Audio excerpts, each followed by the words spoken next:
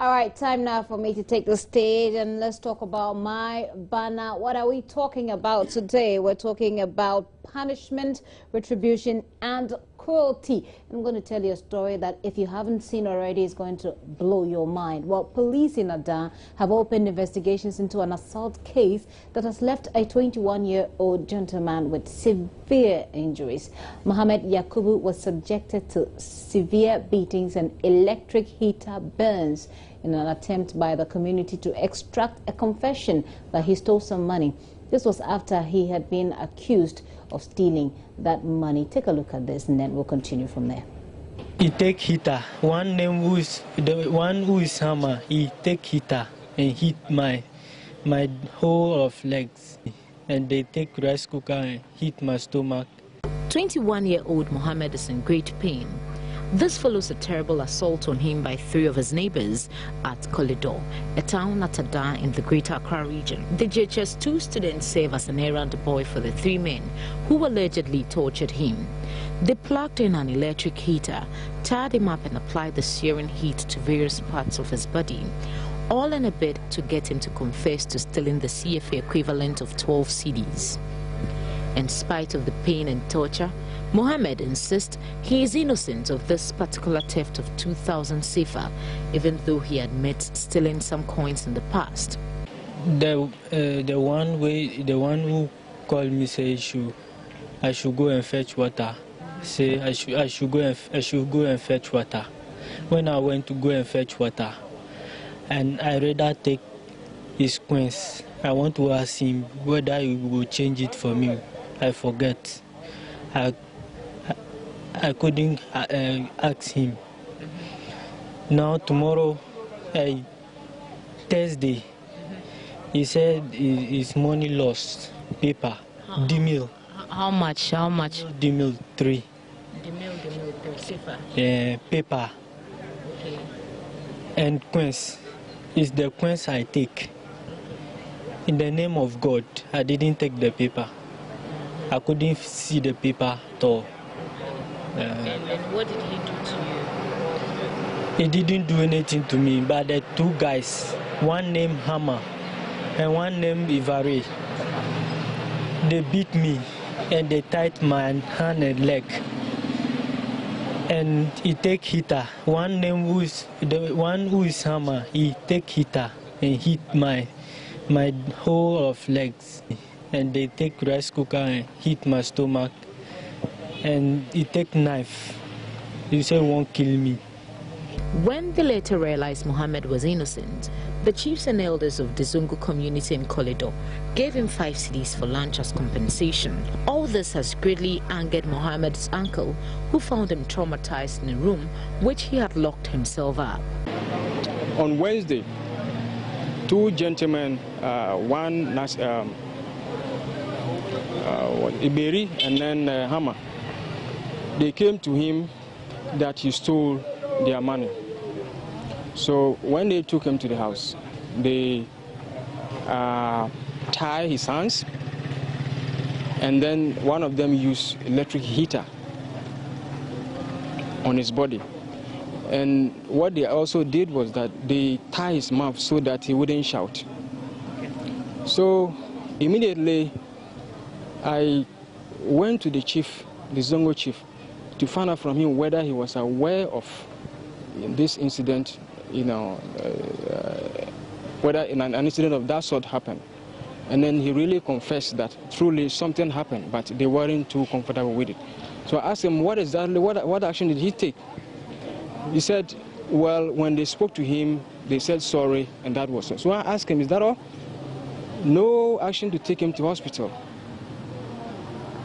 So in fact, because I didn't want to waste so much time, so I had to go get the boy. So I brought him to the police station because looking at the bruise, yeah, it is. I don't know if taking him to hospital directly would have been a good thing. So I had to come to the police to let them get a police report before I. So I came here and then I. Narrated the story to the police, and then they gave me an assault form, which I sent to the police, to the hospital. Yeah. The Criminal Investigations Department has arrested 2 people in connection with the case as investigations continue into how an innocent young man was brutally tortured, leaving him with so many scars on his body. Matilda Pamaga for Joy News. That's a very gory story there. We'll be delving into that matter a bit later. But there was also a report this week about a 35-year-old mother who beat her 6-year-old daughter to death, at Odum in the Ashanti region. Akosia Nyanta is reported to have beaten her daughter for defecating on herself and being recalcitrant. She has been arrested, though, by the police to assist with investigations.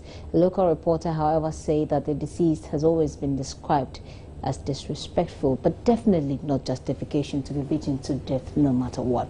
I have 2 gentlemen, handsome gentlemen, I might say, in the studio. I have Ishmael Hammond, who is a social worker. Ishmael is also the 2015 winner of the UNICEF Social Innovators Challenge. Social Innovators Challenge for Children. And he is in the studio with me. We'll be discussing this particular story. I also have Edwin Bwachi Yadom, who is a clinical psychologist. Gentlemen, thank you very much for coming. You're welcome. Thank you for having us. Thank you. All right. So you've seen the story. Let me take your initial reaction to it, and then we'll go deeper into it. Let me start with you. Yes, thank you very much. I will say good morning to your viewers. This is really a very worrying issue, and a lot of professionals, even UNICEF, has made a research on this and has come up with 3 key reasons why there's been the incidence of such issues. Being it our cultural practices that says that beat the hell out of a child, and that's how you train a child. Most of these children are living with other relatives that are not their real parents, so therefore the right to protect them is not with their relatives, because they are not their main parents. And also the frustration because parents lack the information as to why children are difficult and what they can do. So these are some of the reasons. Okay, and I'm sure that's the reason why people like you, social workers, are there. We'll come back to that. But let me take your initial comments, Edwin. Permit me to apologize on your behalf for such a gory thing to our viewers. In fact, myself, I was a bit surprised. And I believe they just don't understand what is going on. They just don't understand for a parent of a 6-year-old girl to beat the child. Obviously, she didn't intend to probably kill her. However, it resulted in death. She doesn't understand what it is to be a child. And I don't know if it is her first child. I don't know how she's been treating the child and other children, and how she herself was treated when she was a child. I don't know the family setting, but all these things could be a contribution. I heard a story where I think if I read it earlier on and I read it well, the child ran to the grandmother and the grandmother brought the child back. Why? She is defecating on herself, and you're just beating her for doing that. It could happen to anybody. It could happen. And elsewhere, you probably have this child receiving some kind of extra attention, because they'll say maybe there's a problem. Why don't we take her to the hospital or something? Exactly. That's what I'm saying. She probably doesn't understand the flow of information. If your first child might have walked or gotten control of their metabolism at age 3, doesn't mean the second could do the same. Do that. Or other children have done that and she could do that. There could be a problem that they could address, but they don't probably understand. And this causes a lot of mishandling of their own children. When you look at the other case where the young boy was so brutally tortured, it beats your imagination. He's been purported to have stolen something. What is the right thing to do? Send him to the appropriate quarters. But sometimes I believe mob actions like this are as a cause of distrust in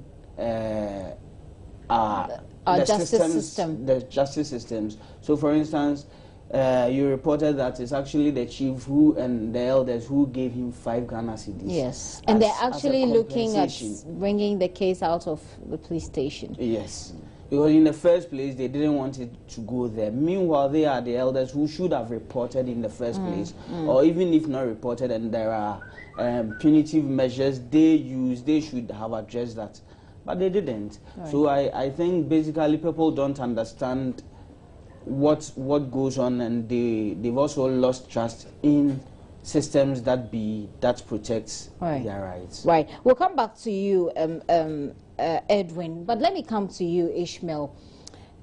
From what he's saying, people don't seem to have information or access to information about the right things to do. I mean, that's why social workers are there. How effective? First of all, give me a brief idea of your work as a social worker here in Ghana. Yes, thank you very much.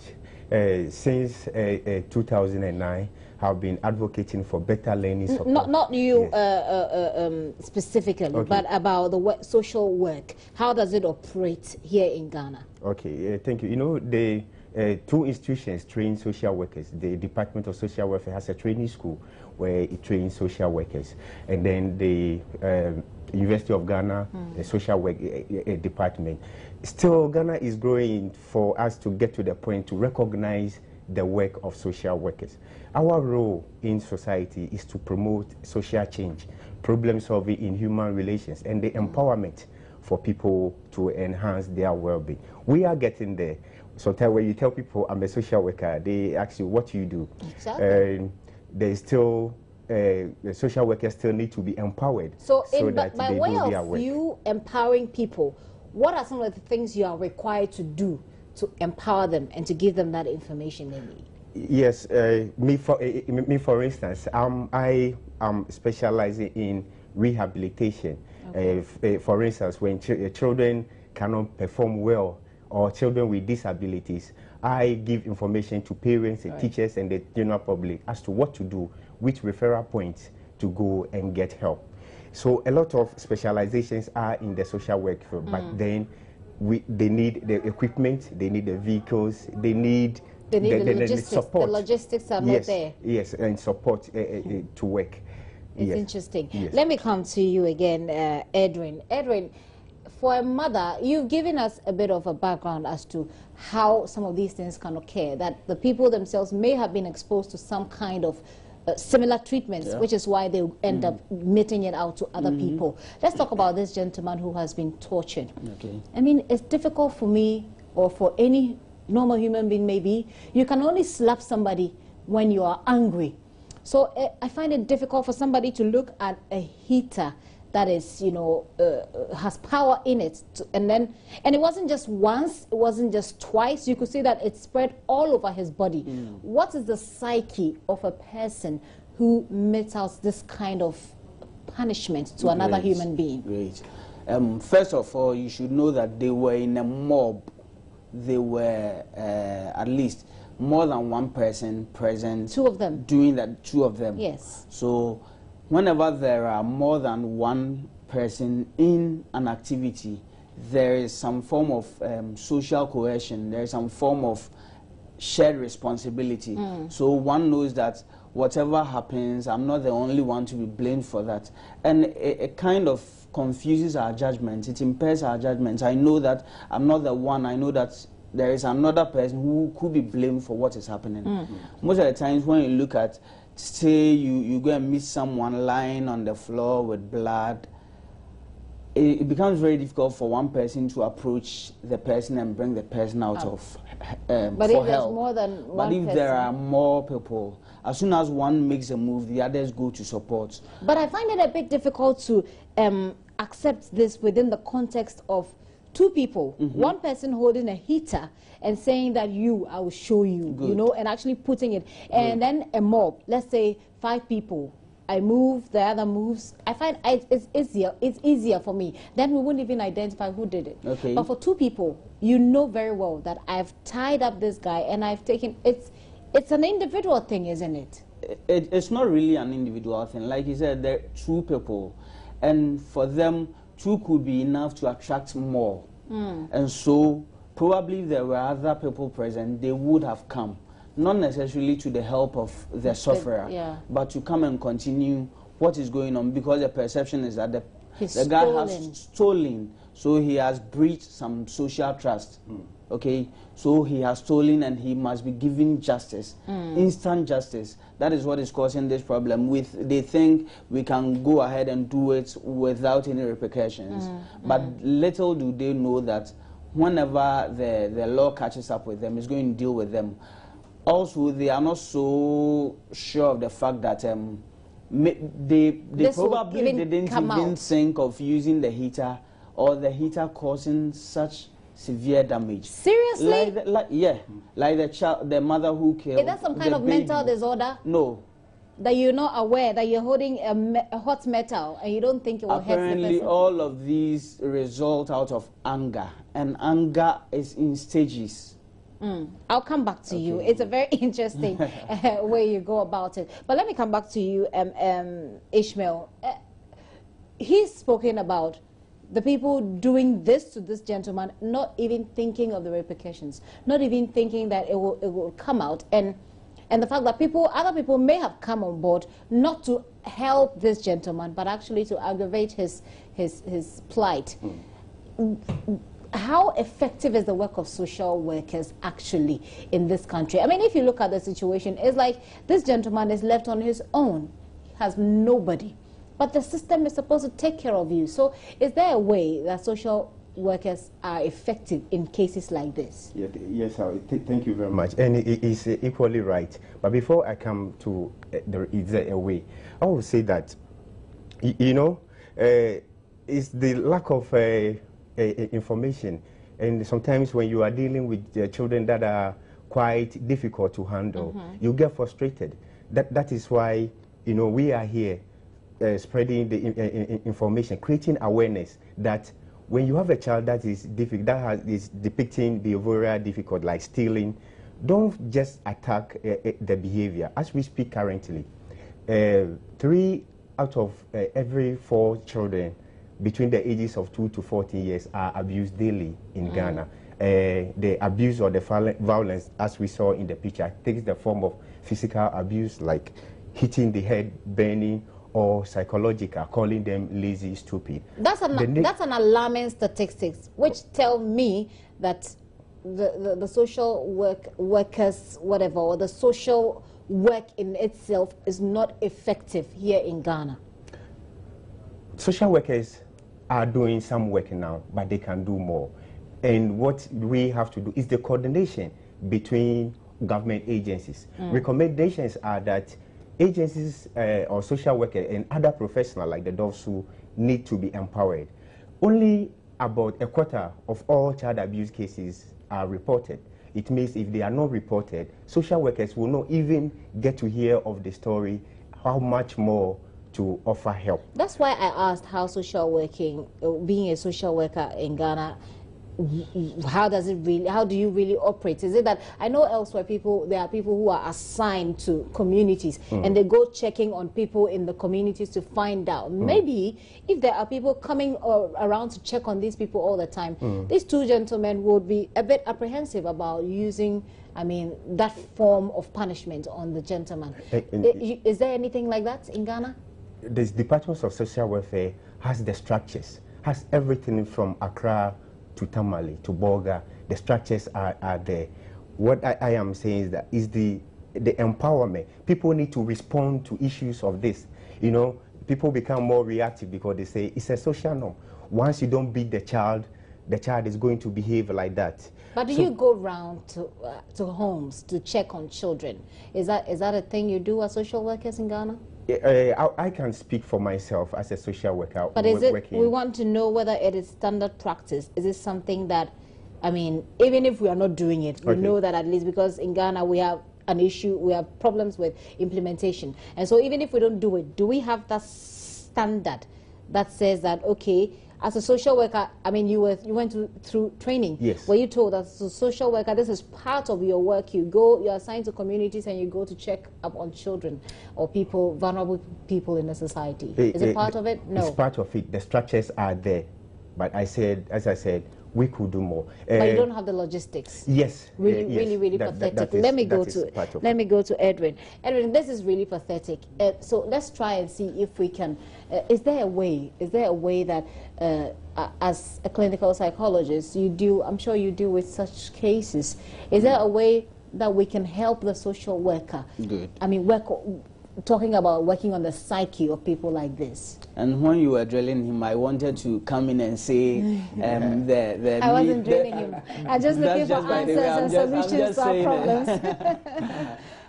I wanted to push this in that the media houses, yes, you've been doing, but you should continue and probably increase the volume of assistance you give to social workers and every professional whose interest is children and other social activities.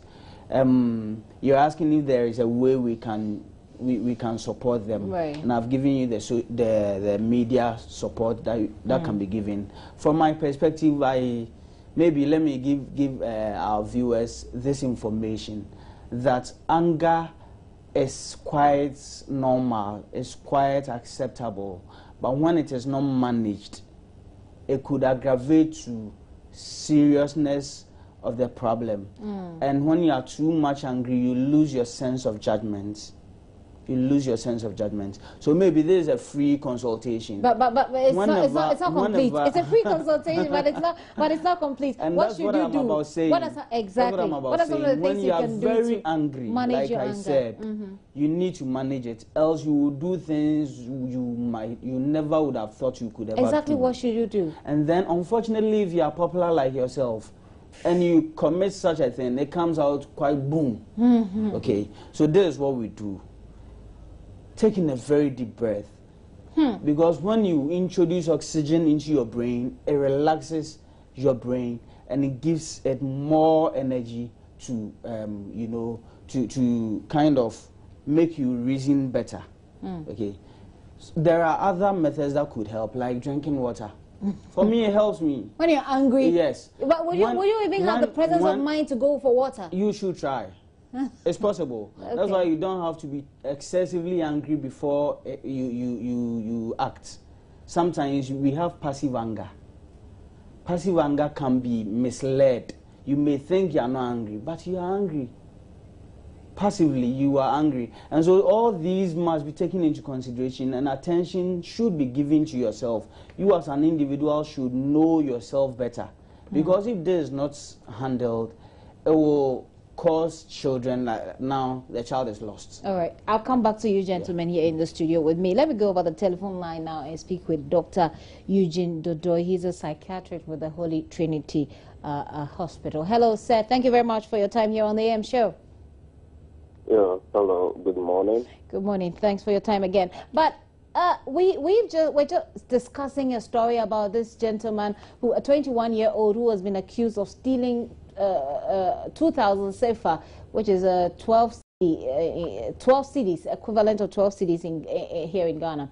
And this gentleman was actually tortured. He had two men who tied him, according to his own account. They tied him up and they burnt, all over his body. He has burns all over his body from heater. Would you say that these two men who have caused or who tortured this gentleman are mentally stable? Is it those who caused or? Yes, those who caused it. Let's start with them. Are they mentally stable, or will they be having? Is it a sign that they have a little problem up there? I think that we use the word mentally stable loosely. If there are people who mentally are naturally aggressive. Okay. That does not mean they don't understand what they do or they are not cruel in what they do. And even though their tendency makes them to be more aggressive, they need to be punished. Because that is not acceptable because under their control. So we say somebody is unstable when we think what they do, they lack the capacity to control it. And to control it. Right. But for adults who have lived a normal life, who treat a child or somebody else cruelly like this, I think the person is surely criminal and should be punished. So what makes allowing this thing to happen is largely because our society kind of accepts it. Condones it, if you like. Society condones it, right? It appears. Allow it, we all condone, we all watch it happen, and we are not made to see. And somehow I consider it as we don't value each other. We don't value our lives. Ourselves. Because if you value the other person's life as equally important as yours, you virtually will not treat that person as if the person has no feelings like you do. But, I mean, I think there are a series of examples that multimedia has come up with. I mean, there was a case where a parent were neglecting a child. The child made efforts by tearing Bible pages to get parents' attention, and then that didn't yield any results. The boy burnt the Bible, and the parents come back to explain to the world that, yes, the boy died after burning the Bible because of burning the Bible. I mean, come on. This is a very lame excuse, and this was reported even by the media, just as it was. We don't know the cause of death. We don't know whether the boy had a depression. But at the level of reports, it would probably be that this is what has happened, and so you report it. But then, as to whether or not there's a problem, that will be a follow-up as the story unfolds. Yeah, but Michaela, if you go to report this as that the boy died after burning the Bible, this is gifty. Yes. After burning the Bible, come on, this for me does not make any sense at all. It doesn't make sense. So, Doc, let's not talk after burning a Bible. Well, you could explain that differently, but let's now talk about the victim, Doc. For a person who has been put through a situation like this, will he be, I mean, what will be going on in his mind? Will he? And you look at the gentleman, from the way he speaks, he sounds a bit timid and a bit afraid. Yeah. Let me explain that briefly. I mean, both the assailant and the victim, okay, probably are victims of the same crime. The assailant might have been beaten as a child, might have been assaulted as a child. So growing up, the assailant might have seen assaulting somebody else as normal. If you want to have your way with somebody that you can beat, yes, the normal thing was that, I mean, you beat the person. He or she might have seen the parent, the father beating the wife, I mean, beating the mother and all that. And this child who has been beaten now, if we don't take care, will also grow up to perpetrate the same, I mean, crime and things against somebody. Because even though we might think nothing has happened, we might just feel the physical wounds. The emotional wounds last decades. It might never go, okay? And this child will need social support. We need a lot of psychological support. Unfortunately, in our country, we don't have them. We don't have it. I mean, I'm saying we don't have them, not by the zero. The amount we have is almost zero because woefully inadequate. We train psychologists who are not employed. We don't have psychologists in our schools. We don't have psychologists in our hospitals. I mean, anywhere that we need to provide psychological services, these are not there. In our own small ways, what can we do? I mean, to deal with this issue of timidity. One of the things that this gentleman did not do was to report after he was beaten, after he was tortured. He did not report it. He just went home and slept on it. He was afraid, obviously. Yeah, I mean, you're not necessarily afraid. One, let's find out the intelligence, level of this person. Because at 21, it's supposed to be an adult. But is the mind an adult mind? If the mind is an adult mind, then we know how the normal intelligence. The second thing is that, is this the first time? What has been the effect of reporting it earlier with other, similar acts against him? Nothing was done. Why would you do it again? So we need to maybe go into the picture, find out why he didn't respond this time, and whether the boy himself is, intellectually challenged. And if we have that, and I wish I could say that, I mean, if he's still not mentally 18, I mean, we could get another parent for this person to, or people to support him. But unfortunately, in Ghana as of now, the parents are still, no matter how cruel they are, you can't easily take them away from their children. No, the state actually has no other better option to provide, I mean, any support. So even though we see these things happen, we see parents not parenting well, they seem to be... It's like almost like a helpless situation. Exactly. So if people listening to us or watching actually are touched by this and they believe they have resources and the personal touch to raise up somebody to be responsible.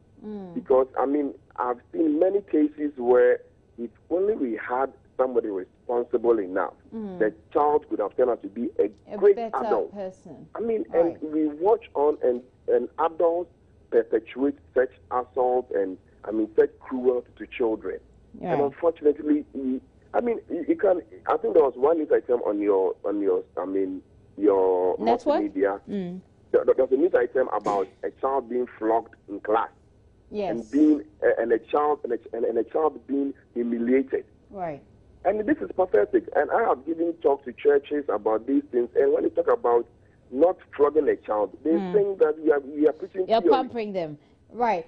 Right. But that's not pampering because children have feelings. They have brains. And if we assault them, they grow up and also perpetuate the same. So the adults who claim we should be children are those who were themselves beaten when they were children. Very interesting. Very interesting perspective there. Very timid parents. I mean, it's unfortunate. Ghanaians generally tend to be very timid, and it's unfortunate. But it's a very important point you make, Doc, that these people need, we need the necessary support, the social support for these people, and that we need to find out exactly the mental capabilities of this gentleman at his age, whether or not it makes sense in all of this. We'll have to end the conversation here with you, but thank you so much for your time this morning here on the AM show. I've been speaking with Dr. Eugene Dodo. He's a psychiatrist at the Holy Trinity Hospital. And I come back to studio and I throw his question back to you as a social worker. You heard him. He says that we need social support systems for these people. I mean, in this particular case, is there anything that you as a social worker and probably your other colleagues can do in this boy's case? He's a man, actually. Yes, you know, we need to change beliefs. Changing beliefs. No, I'm talking about this particular case. Yes, and I'm coming to that. Okay, thank goes to awareness creation and the kind of support. In this particular case, as the child reported at the case, as I told you, only a quarter of such cases go to the police. Where he's staying, do they have a social welfare department? What are the logistics? What if they are to take the child, the gentleman from the parent? What are the structures in place to be given foster care there? So these are some of the things. So rather, I think these are questions that you can probably help us answer. Can you? But once again, it comes back to logistics, right? Logistics that social workers don't have. It does, and I so much do not want to look at what is not there. It's really about what we can do with now. what we have. What we can do now to help children. Exactly my point. To help children. You know, children learn what they live. A gentleman like this, learning condemnation and hostility, learns to criticize the system, learns to shy, learns to have a low self-esteem. So this does not really affect only the child, but affect the society and community as well. So are you saying that this is a helpless situation as far as social workers are concerned? I mean, you can't do anything about this? As I'm saying, social workers are there on the field, and I know the Department of Social, I was trained by them, and they have the good structures. What we need to do is to be more responsive, be on the street, get the logistics and the other equipment that will help us do our work. But the greater work to sustain these sort of issues is for us to team up with media work like this to create more awareness. People change their perception according to the information they receive. Okay. So information change it. There are other forms of non-violent punishment, like denying the child some leisure, like you are not watching TV until you do your work. If you have a child that steals, don't put money at where the child will see to steal. Really? Shouldn't you talk to them not to steal? No, shouldn't you teach them? I mean, that they should teach them some morals. Oh, of course, some morals, and let them know that it's not right, rather than not, you know. So otherwise, if they go and meet another person and there's money, they're going to steal it anyway. I understand, but we you know, it's always about what somebody can do, but what about you yourself? Okay, also take part of the solution. Let me go to Edwin. Let me address he looks like he's itching to say something before I come to my question. Talking about what we could do for this gentleman, I believe one, there should be collaboration. Already the case has been reported to the police. So the police should have the mandate to introduce the child to a social welfare department, and then the social welfare department must know that this is an emotional as well as a physical assault, and so a psychologist must be introduced. So it doesn't necessarily matter if there is no psychologist in the police station, if there is no social worker in the police station, but then there should be collaborations. I'm sure across the region, across the country, there are social work stations. Right. You see, sometimes it's just because, for instance, if your outfit didn't know you have to interview a psychologist and a social worker on an issue like this, you might have interviewed someone else, and that wouldn't have brought an effective communication. Right. Okay, so I think we should know there should be a structure to make sure the police know that when a case like this happens, this is what they need to do. So you're saying, in effect, that the police themselves need some kind of training. Everybody. Is it something they have? Everybody. Isn't it something they have? It sounds quite basic to me. Is it happening? If it's not happening, then I might as well close my eyes and say they don't have. They don't have. But let's assume they have. Then it must be put to action. Assuming you meet this gentleman right now as a clinical psychologist, what kind of psychological help do you think you can give him? Well, I think you should come to my office. No, I mean, but then I want to find out exactly what are some of the things that you would discuss with him if you should meet him. So first and foremost, like I said, this is a physical assault as well as an emotional assault. So in as much as we deal with the physical, we deal with the emotional. As far as the physical is there, the emotional may still be there. We could also deal with the emotions whilst the physical is healing. And it's not just on the surface, as soon as the physical heals, emotional goes. This backdates itself far back in years to his childhood. One, is he staying with the parents? No, he's not. He is working with this person. And it has been reported he once took some coins, as he was saying. Why did he even take the coins in the first place? If probably the whole day he hadn't eaten and he wanted to eat something, will you classify that as stealing? So if the child himself doesn't know, or if this gentleman doesn't think or believes he wasn't stealing, he only took it to come and tell you, oh, I used your money to buy this because I don't have any money on me and you are my caregiver. And so you need to understand the perspective of the individual, and then you use your own perspective to address situations in an emotional way. Because he is your client and he is your utmost concern. You address him to make sure he knows that, one, this has already happened. Let's look at ways to resolve it. And then we as well deal with previous ones, because like the psychiatrist said, obviously this might not be the first one. So there is a need to figure out these out of them. In the first place, an adult has molested, or more adults have molested this guy.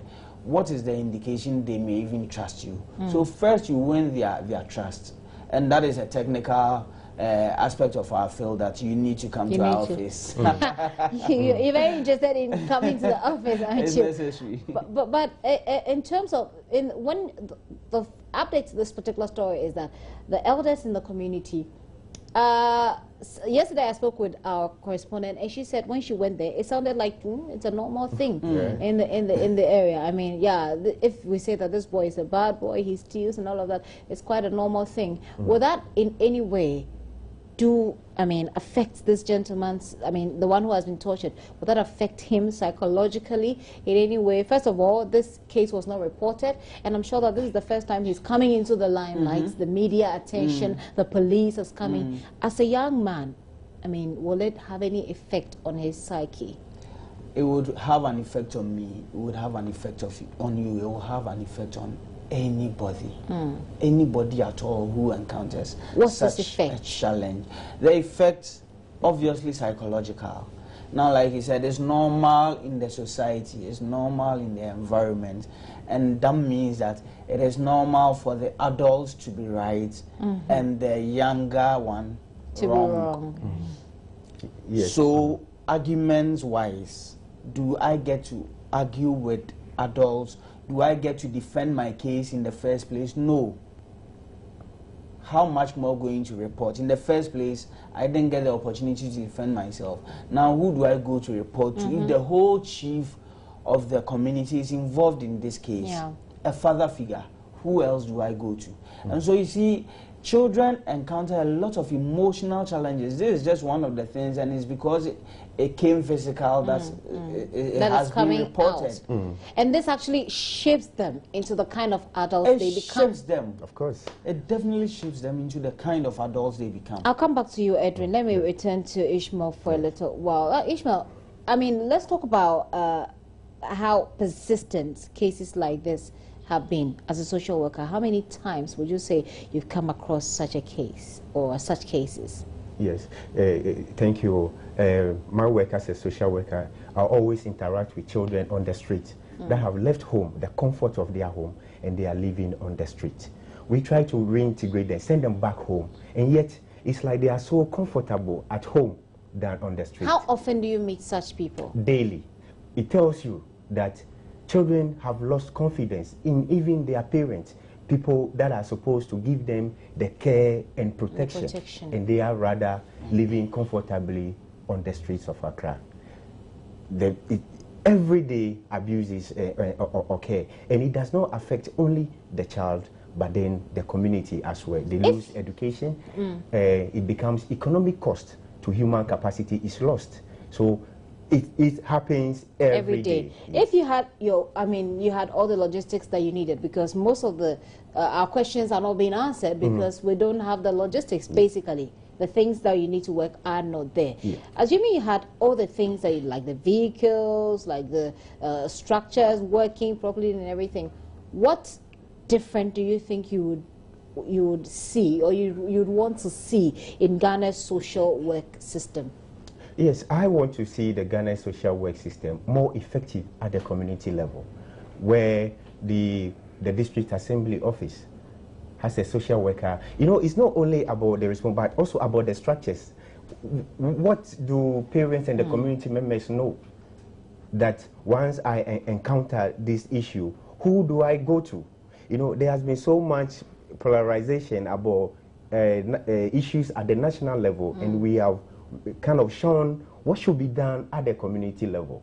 Okay, so if there is any empowerment or any logistics that should be given, it should be at the community, at the local level. The assemblyman or the district assembly office should have those structures and help children at the community level to grow. When we don't do that, now look at the situation. Everybody is pointing fingers at the other person why things should not be done. It's because of these abuses.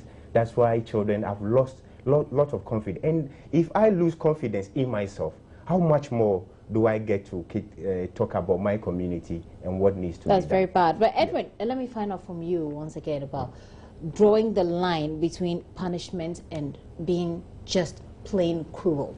Because, well, maybe in the psyche of the people who meted out this system of, I won't call it justice, who meted out this torture to this guy, they thought that, well, let's teach him a lesson or let's punish him and let's make sure that he doesn't repeat it next time. Maybe that's what they think. But at what point do you draw that line between just being cruel, just being inhumane, and meting out punishment that's supposed to be a deterrent? I think sometimes we take our movies for granted.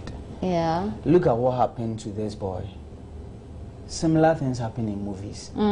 If a group, a gang gets somebody and they want to get an information out of the person, what do?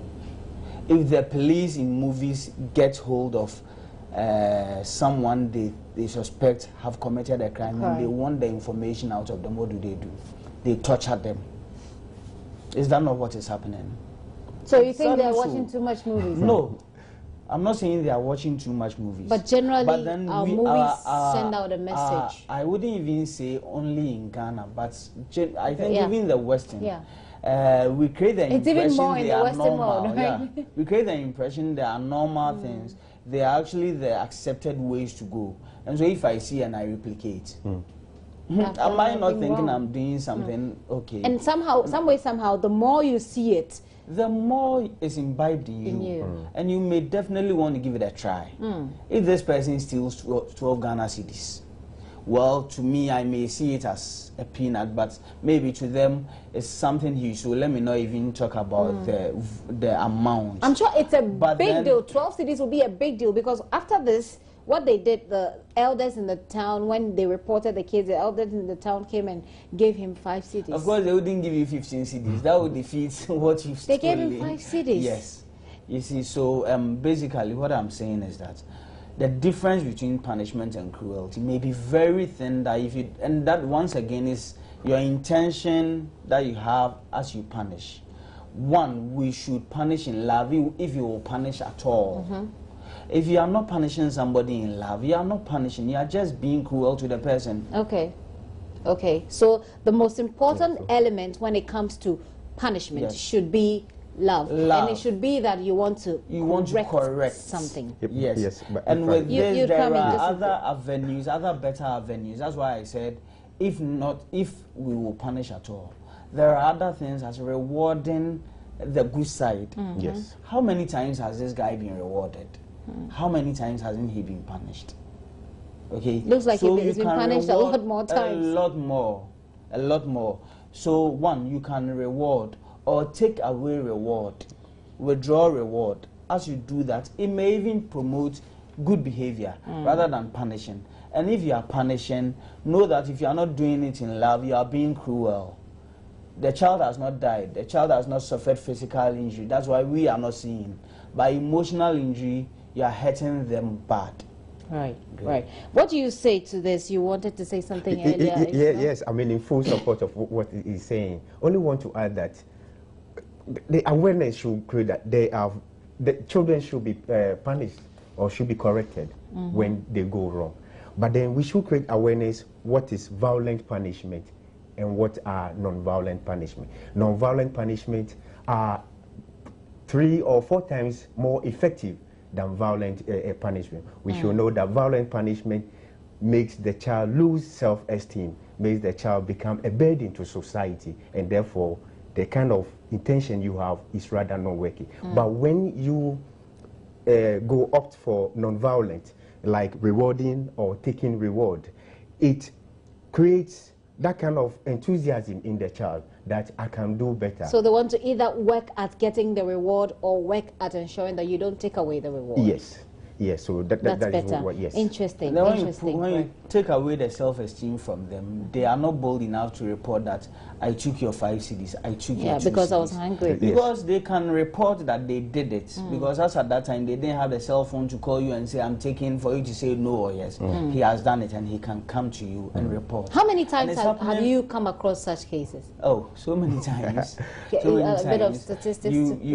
I wouldn't be able to give an offhand statistics. Okay, let's say in a month, there are a lot of abuses. It could be sexual, it could be physical, it could be emotional. But like I said, the emotional are hardly reported unless maybe the child goes out of their way to attempt suicide. And then it is brought as a suicidal attempt or a suicide case. And when you dig deep, you realize it's as a result of some of these things. We're basically always waiting for something to. We're so reactionary, waiting for something to happen before we take. Let me take your final words, Ishmael. Yes, and I will say that despite what has happened, there is still hope for Ghana's children, our future leaders. Elsewhere in the country, go and see what this community is developing children to become in 10 years. Okay, so I will reiterate your word that we shouldn't just react to situation, but help children to grow, build their self-esteem. And I will just repeat shortly Dorothy Law's poem that children learn what they live. When children learn with condemnation, they learn to criticize. But when children learn patience, support, and encouragement, they think that the world is a better place they can contribute in. And the world is definitely a better place, about how you position yourself and how you make what you make of what you have. Yes. Before I come to you, Edwin, for your final words, let me announce our telephone line 0302-211-691 or 0302-211-692. You want to be a part of the conversation? Tell us about your own experiences about torture or about violent punishment, if you like, or violent correction or non-violent correction. Tell us all about it. And if you have any question for our studio guest, we have a clinical psychologist here, we have a social worker here. What are the questions beating your mind? What are the things that you want to know? What more do you want to know about these particular things? Well, you need some advice. Let's do that quickly before we wrap up and allow Roland Walker to come in with his guest for AM Talk. Why don't you just give us a call? Like I mentioned, 0302-211-691 or 0302-211-692. Let's hear your comment as well on our Facebook and Twitter platforms, and we'll share it with the rest of the world. Let me come to you, Edwin. Edwin, I wanted it to be your final words. You make it your final words, and let's see if we get any questions coming from our viewers. Great. You talked about the world being a better place. The world indeed is a better place. But the only way we can make it better for the children is what Michael Jackson said, that heal the world. How do we heal the world? Make it a better place for them. And this is how you heal the world for the children. Do not give them too much responsibilities. The children are here to play and grow. But you need to learn how to be responsible. The children need to learn how to be responsible, not to be responsible for the adults' responsibilities. Why should I be blamed as a child for my school fees not being paid, for placing 34th in class, just because you, the adult, decided to grade? You see, sometimes we put too much responsibilities on these children, and that's a fact. Too much responsibilities in that. There was a similar case that a father beat a child, I think 1.5-year-old child, to death because the mother had fought with the father. Is that not too much responsibility? You displace your anger onto your children. And this is a home-based activity daily. We have mothers displacing their anger on children just because their husbands fought them. And the next of kin, when it comes to the animal kingdom, father, mother, children. And so father has conquered mother, mother must conquer child, whereas the child has no take in this. They did through no fault of theirs, and they get confused when you put too much responsibility on them. They have the responsibility to protect a perpetrator when there is an assault and to protect themselves. They don't know where to go to. You assault them, you are putting too much responsibility on them. You deny them of their rights, you are putting too much responsibility on them. You deny them of pleasure, you put too much responsibility on them. The pleasure doesn't mean you have to throw or lavish money on them, no. But allow them the space to play. The child has defecated on herself, and so what? And so you beat her, and I was going to get you to comment on that briefly before we wrap up about, I mean, you kill, definitely you said she probably didn't mean to kill her. But I wouldn't even be surprised she keeps saying, oh, where's Amabu? You see, we keep doing this to the children, and that's too much responsibility. They don't even know the harm of this defecation. They don't even smell how ugly it smells as we smell. For them, it's just a natural metabolic reaction. Why is it that when they do it at the toilet it's okay, but when they do it in front of your bed it's not okay? They need to know. They don't understand. Let us not pretend as if they understand more than we do.